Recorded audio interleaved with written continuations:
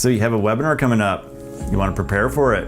That's great, because we're going over how to prepare for your first webinar. Hey, it's Tom Jackobs. Thank you so much for stopping by the channel today. I'm really grateful that you're here. And this channel, if you're new to it, is all about presentation, performance, and profits for your business. And if you haven't done so already, please go ahead and hit that little subscribe button right there so that you get notified every time new content is delivered, which it is delivered every Tuesday and Friday at 12 noon Eastern. So let's dive into how to prepare for your very first webinar. It's really exciting, right? Probably very nerve-wracking at the same time that you want to give out all this great information in an attempt to get more clients or patients into your practice. And this is really important for solo practitioners and solopreneurs who want to grow their practice, because one of the best ways of doing that is through seminars and webinars where you can establish your credibility and your expertise in your field. In fact, in my personal training business, the one and only marketing tactic that consistently brought in new clients was when I did public speaking seminars and webinars. So this isn't just some theory that I came up with. This is actual practical advice from years and years of doing this so that I can help you be better at what you're doing. So it's your first one or your second one or third one, you want to be better at it. Well, there are certain things that you need to be doing to make sure that you are prepared for your webinar. So number one, make sure that you're not doing it on the fly.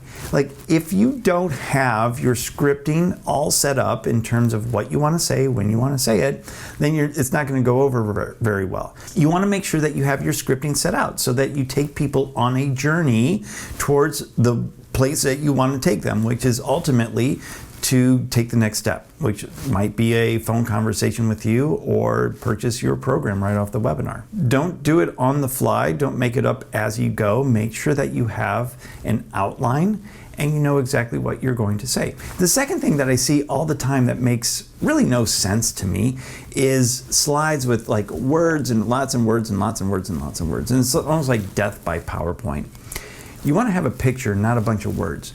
And a picture is worth 1,000 words, right? So why not have a really good image of what you want to get across to your audience?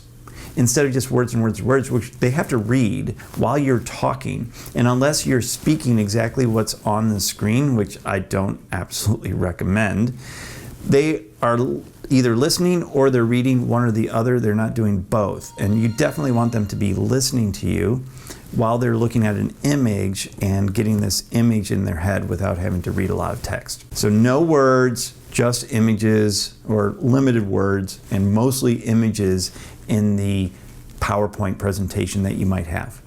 You also want to make sure that you have really good video, really good audio, and you've tested it out. If you have not tested it and done it with maybe a friend or a colleague, or even just by yourself on an iPad or computer screen, to make sure that the technology is working properly, then you are going to get really nervous if something goes wrong. And you want to make sure that you are very well prepared for when things might be going wrong, like what if the audio goes out? What if the video craps out on you? What if the PowerPoint presentation is the wrong one and you're like, oh my gosh, what am I going to do? You want to make sure that you've practiced enough that things like that aren't going to throw you. You know how to correct the error. And the more prepared you are, the better it's going to be. There's nothing worse than being on a webinar and the presenter's going, oh, they're talking and you can't hear them. So they don't have the audio, and then you're saying, your audio is not working right now. And then they're going, oh, I don't know how to fix my audio. And it's just, it's awkward. And then you just see all these people drop off the webinar because now they're just, well, this person doesn't have their shit together. So why should I stand around and listen to them, right? And the last thing that I would suggest that you do for your first webinar is tell a story. And whether that's your own personal story, which is what I absolutely recommend. And if you are interested, by the way, in getting more information on how to create your story, I've actually put together a little workbook so that you can create your own personal story. You can grab that down below. I call it the storybook, and it's how to put together your story so that you sell better and make a better connection with your audience. So just go ahead and grab that workbook down below and start working on your own personal story.